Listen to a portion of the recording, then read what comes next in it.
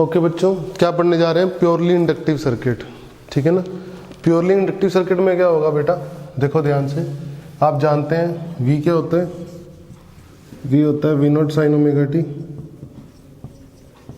That is what L di by dt, that is what L di by dt के बराबर होता है voltage. तो V0 sine omega T dt is equal to D I, और इधर आ गया L, integration integration, ठीक है पक्का। तो कितना आ गया V0 by omega L, sine omega T का differentiation minus cos omega T by omega, है ना, omega T plus C constant आ गया equal to I। C is constant of integration, C is what integration constant, ठीक है। अब देखो मेरी बात सुनो, as this supply is voltage, this supply is what AC, current is also AC। If current is AC, then for complete cycle, then for complete cycle, average value of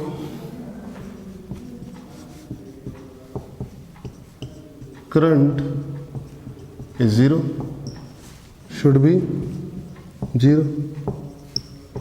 बोलो, तो average value में क्या करोगे आप? Minus V0 by omega L cos omega T plus C into D T upon D T, average value for complete cycle 0 से t, 0 से t, it should be 0 as this current is what AC। तो ये number 0 का multiply होकर 0 हो गया। देखो मेरी बात सुनो, कॉस का पूरे इंटरवल के लिए 0 हो गया एवरेज वैल्यू, बचा constant.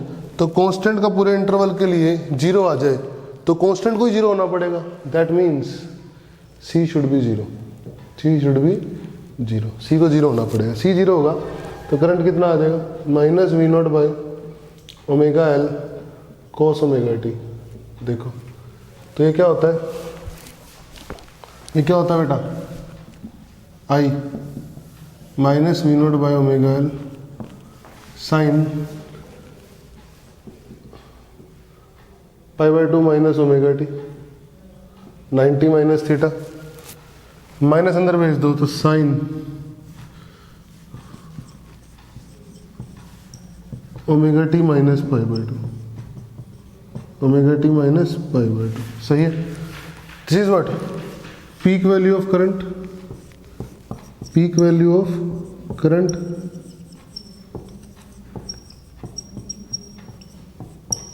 I0 V0 by omega L, voltage upon something is current, that something is what type of resistance, but here this is not resistance, here this is what reactance, inductive reactance, inductive reactance, that is XL, that should be equal to omega L, and graph of omega versus XL is what straight line, is what straight line, this is straight line graph, straight line, ठीक है बेटा, no problem. अगर हम बात करते हैं बेटा, आप किसकी, हम बात करते हैं करंट की और वोल्टेज की, तो ग्राफ कैसा आएगा आप सब जानते हैं। करंट का ग्राफ आएगा, करंट का ग्राफ कैसा आएगा टाइम के साथ, कॉस ओमेगा टी का माइनस, तो कॉस थीटा का ग्राफ ऐसा होता है, माइनस कॉस थीटा का ऐसा होता है बेटा। ये वैल्यू कितनी होगी I0, और ये वैल्यू कितनी होगी I0, ठीक है ना। कॉस ओमेगा टी का नेगेटिव, यही तो ग्राफ होता है। बोलो, अब आती है बात फेजर की। किसकी बात आती है बेटा? फेजर। फेजर कैसे बनाएंगे देखो, तो मुझे पता है वोल्टेज है हमारे पास V0 sine omega T, voltage कितनी है मेरे पास? V0 sine omega T. सबसे पहला काम होता है मेरा रेफरेंस लाइन ड्रॉ करना, कर ली। अब सर्कल बना के दिखाऊंगा, डायरेक्ट दिखाऊंगा। सबसे पहला काम होता है रेफरेंस लाइन, ठीक है। फिर रेफरेंस लाइन पे इसको सेंटर बांधना, फिर वोल्टेज पीक वैल्यू कितनी है वी नॉट और एंगल कितना ओमेगा टी ऊपर, तो रेडियस हो गया वी नॉट का और एंगल हो गया कितना ऊपर ओमेगा टी ऊपर, और ये कौन है वी है, ठीक है। और करंट जो हो गया वो हो गया ओमेगा टी में से π/2 नीचे, ओमेगा रेफरेंस लाइन से ओमेगा टी ऊपर गए और फिर π/2 नीचे आइए। This is current, this is current I, this is radius and this is what omega π/2, 90 degree omega T वाली लाइन से 90 डिग्री नीचे, सही है पक्का। दिस इज फेजर, वोल्टेज अपने सर्कल में घूम रही है और करंट अपने सर्कल में घूम रहा है। अरे बोलो, now in this current lags voltage by phase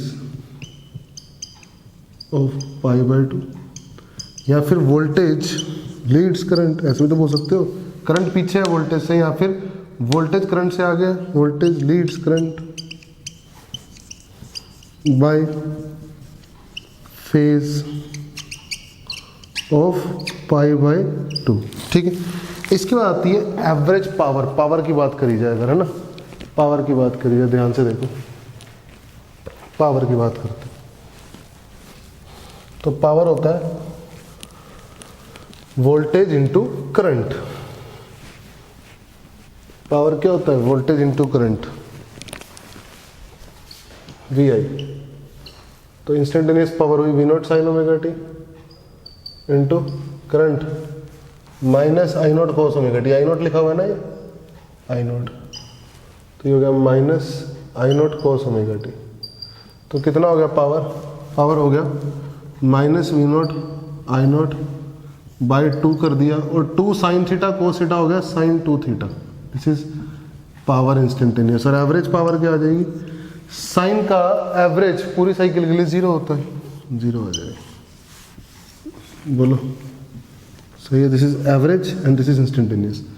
ये इंडक्टर के लिए होगा, कैपेसिटर के लिए भी पढ़ाया मैंने आपको, कैपेसिटर के लिए प्योरली कैपेसिटर के लिए power voltage into current I थी, वोल्टेज क्या था V not sine omega T, याद करो, करंट था I naught cos omega T, तो पावर इंस्टेंटेनियस कितनी आ गई V not I not by 2 sine 2 omega T instantaneous आ गई, और एवरेज पावर कितनी आ गई फिर से कंप्लीट साइकिल के लिए 0 आ गई, याद है।